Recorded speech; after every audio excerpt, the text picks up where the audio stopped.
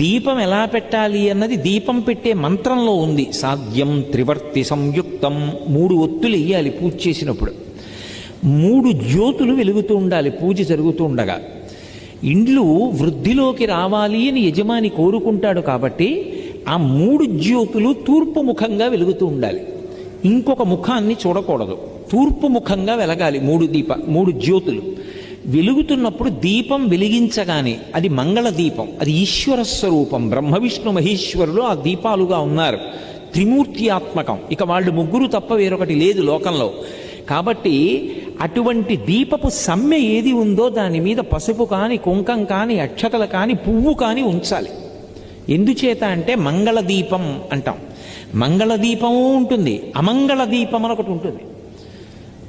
నేను దాని గురించి ప్రత్యేకంగా చెప్పక్కర్లా. ఎవరైనా వెళ్ళిపోయారనుకోండి, పార్థివ శరీరం ఒక్కటే ఉండకూడదు, అందులో జ్యోతి వెళ్ళిపోయింది. అందుకే ఏం చేస్తారంటే పడుకోబెట్టి తలకట్టున ఓ దీపం పెడతారు, దానికి మట్టు మీద పసుపు కుంకాలు వేయరు. అది అమంగళ దీపం.